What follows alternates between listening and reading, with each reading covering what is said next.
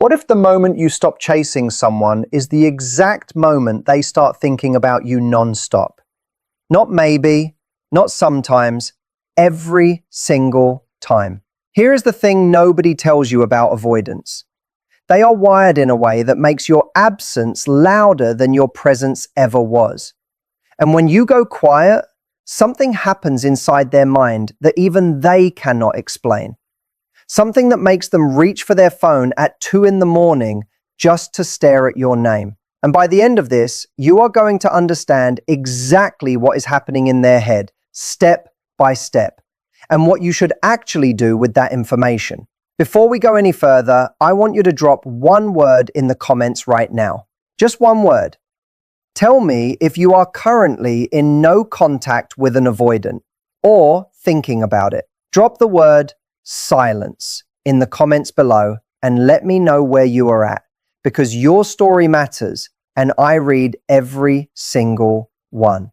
Now let us get into this. You have probably been in that place before. You are giving everything. You are showing up. You are texting. You are being warm, loving, available. And somehow the more you give, the more they seem to drift. They pull back. They get cold. They go distant. And you keep wondering what you are doing wrong. You keep trying harder, giving more, being more patient, more understanding, more available, and nothing works. So you finally hit a wall. You get tired, or someone tells you to just stop contacting them. And you do it, maybe reluctantly, maybe desperately, but you stop. You go quiet.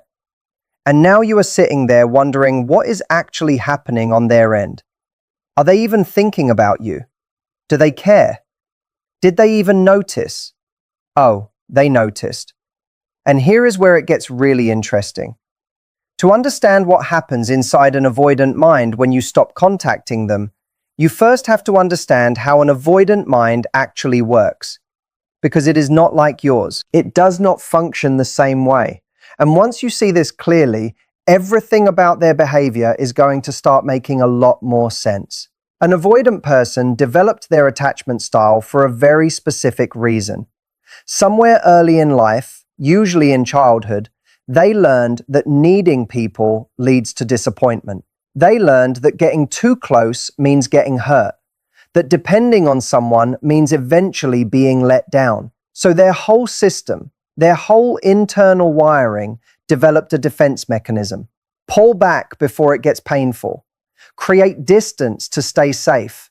Suppress emotional needs to avoid vulnerability. This is not a choice they make consciously. This is a survival strategy that their nervous system developed before they even had the language to describe feelings. It is deeply automatic. It runs in the background of everything they do in relationships. And here is the core of it. An avoidant person has two conflicting drives happening at the same time. On one side, they have the same human need for connection that every person has. They want love. They want closeness. They want to feel wanted and valued just like you do.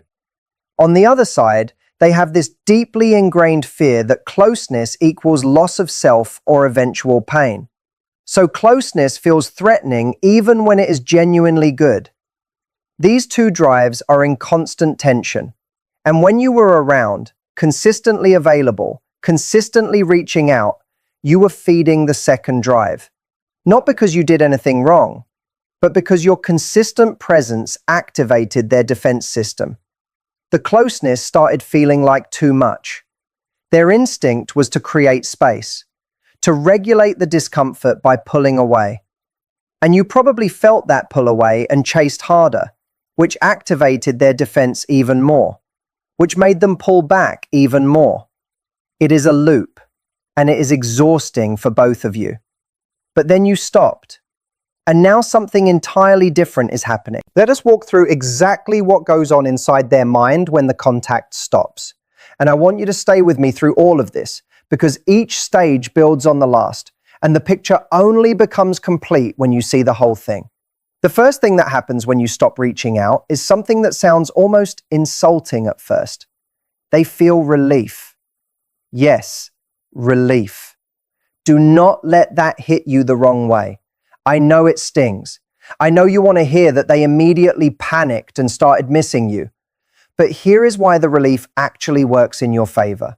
When you were consistently in contact, whether that was texting, calling, checking in, being emotionally available, their nervous system was in a constant low-level state of threat. Not because of you specifically as a person, but because closeness itself triggers their defense system. The consistent contact was something their wiring had to constantly manage and resist. When the contact stops, that pressure lifts. Their nervous system exhales, and they think for a brief moment that they were right all along, that space is better, that distance is where they feel okay.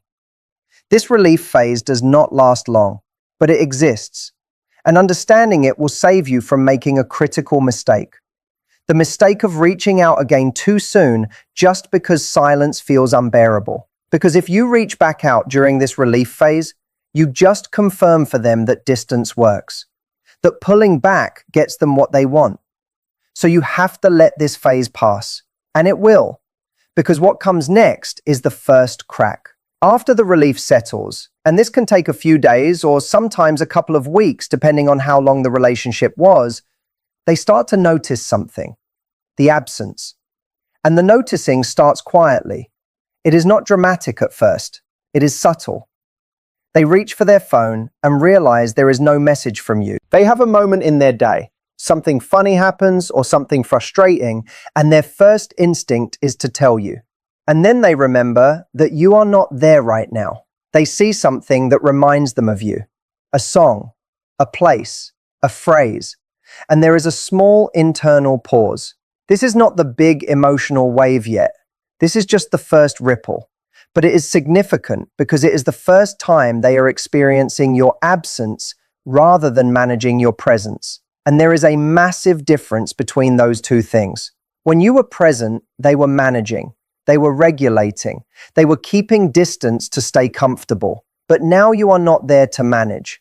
And so their mind starts moving toward you instead of away from you. For the first time, maybe in a long time, the movement is inward rather than defensive. Now here is where the avoidant psychology does something really fascinating. Because their whole system is built around suppressing emotional needs, they do not immediately say to themselves, I miss this person. I want them back. I should reach out. That language is too vulnerable, too direct, too emotionally exposed. Instead, they start to rationalize the noticing. They think about you, but they wrap it in logic. They wonder how you are doing. They replay certain moments. They might look at your social media not to reconnect, but just to check, just to satisfy a curiosity they will not fully admit to themselves. This rationalization is their emotional needs trying to surface while their defense system tries to keep them under control. It is like someone standing at a door they want to open, but telling themselves they are just checking if it is locked. And what makes your silence so powerful in this phase is that it does not give them an easy answer. When you are consistent and available, they know exactly where you stand. They know you are there. They can suppress their own emotional needs because they know the door is open whenever they decide to walk through it. But when you go quiet, suddenly that certainty disappears. And uncertainty is incredibly activating for the human mind. Even an avoidant mind. Actually, especially an avoidant mind. Because here is something counterintuitive about avoidant attachment. While they fear closeness when it is actively offered, they are deeply unsettled by the removal of it. Their logic says they want space. Their nervous system says they want to know you are still there. These two things contradict each other, and when you disappear, that contradiction becomes impossible to ignore. They start to feel what psychologists sometimes describe as anxious activation, which is almost ironic, right? The avoidant person is now experiencing the anxiety that they were previously triggering in you. They are now the one checking for signs, wondering what your silence means, questioning whether something has changed. And this is where their internal narrative starts to shift. Up until now, their internal story was something like, this person wants too much from me. I need space. I feel smothered. I am better with distance. But now, without your presence to push against, that story starts to lose its footing. Because you cannot build a narrative of needing space from someone who is not there. So what are they left with? They are left with the actual feelings underneath the defense. And those feelings, when they finally surface without the defense system drowning them out, often look like this. I wonder if I pushed them away. I wonder if I was too cold. I wonder if they are okay. I wonder if they found someone else. I wonder if I made a mistake. This is the moment of genuine emotional reckoning for an avoidant. And it only becomes possible because you are no longer there feeding their need to keep distance. Now let us talk about what is happening physically in their body during this time. Because attachment is not just psychological, it is physiological. When we form a bond with someone, our nervous systems actually become attuned to each other. We regulate each other's emotional states. When you are calm, their system responds. When you are warm, their system registers it even if their behavior does not show it. This is called co-regulation, and it is one of the most fundamental aspects of how humans bond. When you remove yourself from their life, even temporarily, their nervous system notices the absence of that co-regulation. There is an actual physiological gap. Something is missing in their day-to-day emotional landscape that they have been conditioned to, and their body registers it before their conscious mind can name it. This is why avoidants sometimes describe feeling off or restless or vaguely unsettled without being able to articulate why. They are not connecting it to the missing person consciously, but their body is absolutely connecting it. And this physical restlessness starts feeding the mental questioning. Now let us move into the next stage, because this is where things get really interesting. Around this point, which might be a week, 2 weeks, sometimes longer depending on the depth of the connection, the avoidant starts doing something that they would rarely, if ever, do when you were in contact. They start idealizing. This is not a trick or a game. This is a genuine psychological phenomenon. When someone is present and available, an avoidant focuses on what feels threatening about the closeness.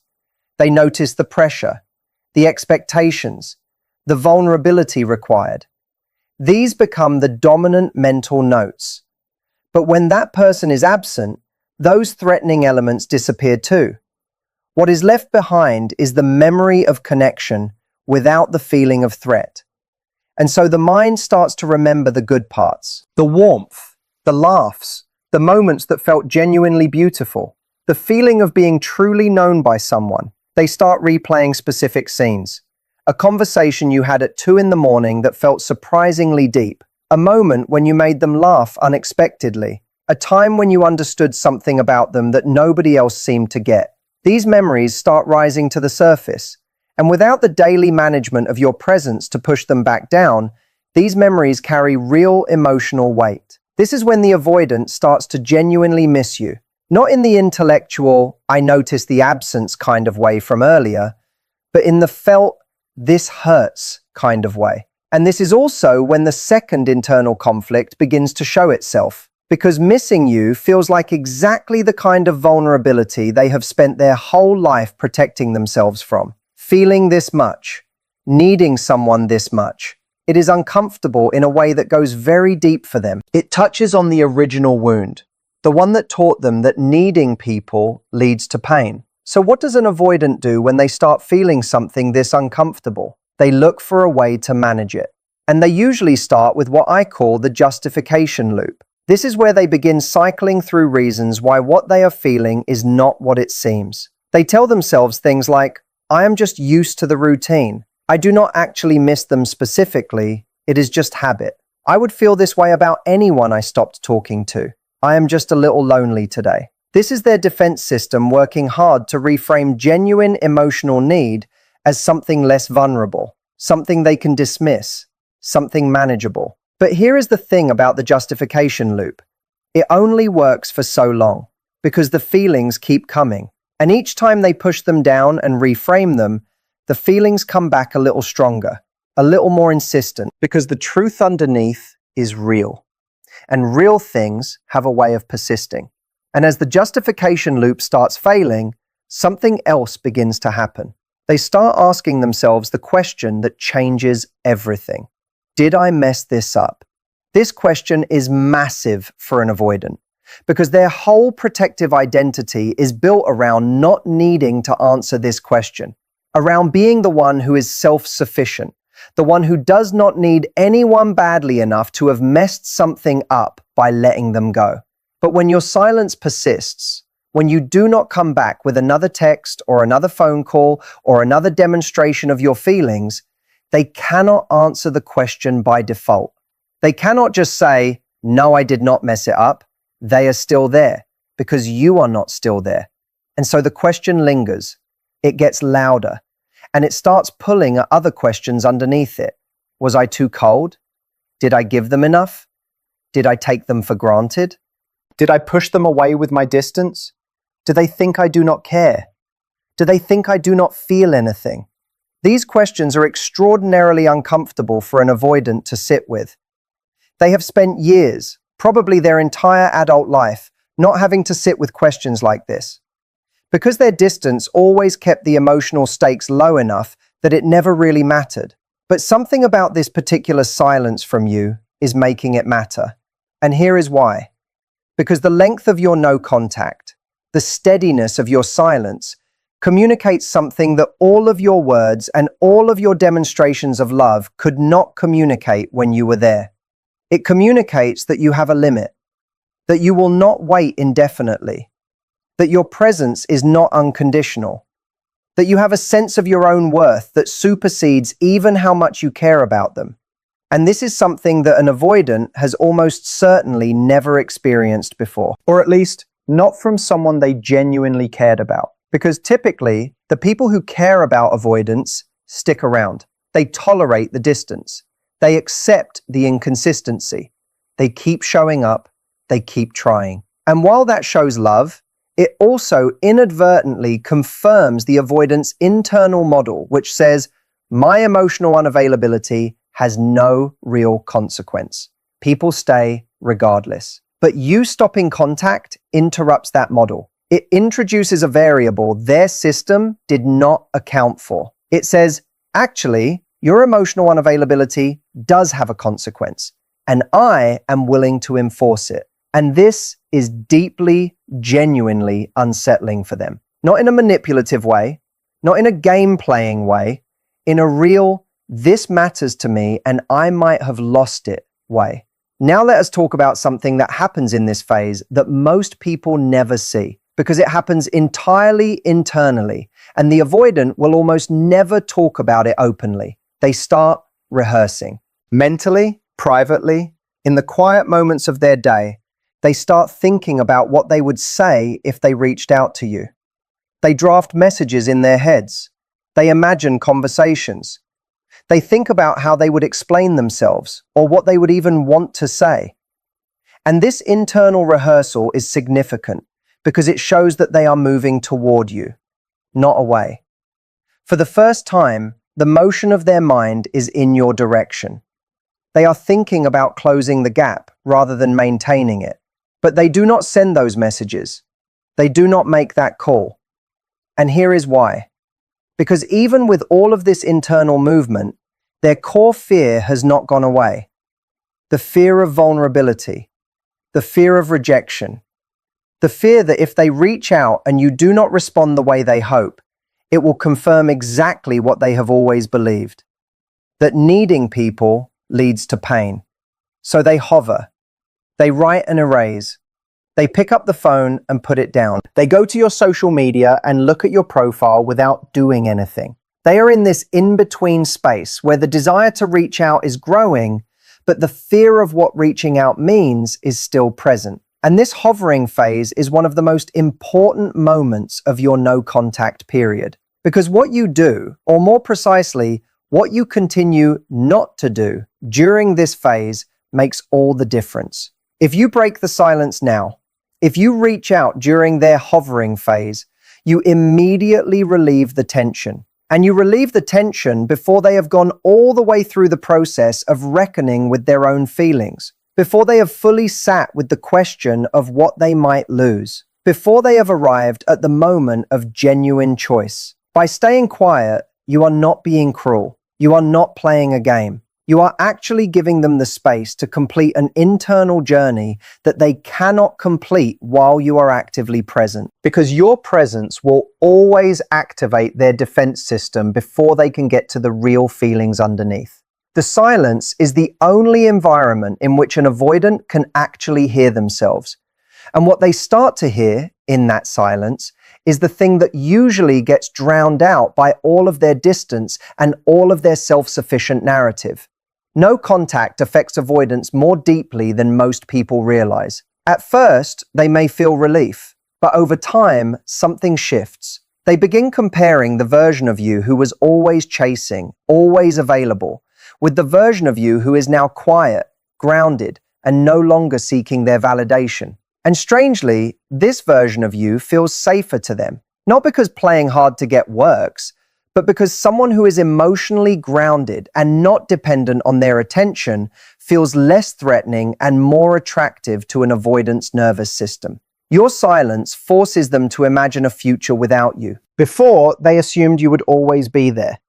Now, they feel the weight of your absence. For some, this becomes the moment they reach out. But this is where many people make a mistake. An avoidant reaching out does not automatically mean they have changed. Missing you is real. Wanting connection is real. But desire without growth often leads back to the same painful cycle. If they come back, the dynamic must be different. Warm, but boundaried. Open, but self-respecting. No more chasing. Because real no contact is not about making someone miss you. It is about finding yourself again. You stop obsessing over their responses. You reconnect with your own life, needs, friendships, goals, and peace. And in doing so, you become capable of something healthier, whether with them or someone new. The hard truth is this: not every avoidant comes back. Some care deeply and still choose distance because vulnerability feels scarier than loss. And painful as that is, someone who feels but cannot act is still someone who cannot meet your needs. So the real question is not, will they return? It is, who are you becoming during the silence? Because if they return and have done the work, you build something different. If they do not, you leave stronger, clearer, and more whole. No contact is not punishment. It is self-respect. The goal was never to make them miss you. The goal was to stop losing yourself. If this resonated with you, make sure to subscribe to Relationship Coach for deeper insights on avoidance, healing, and healthy love. Share this video with someone who needs to hear it, and keep watching. Your next breakthrough might be one video away.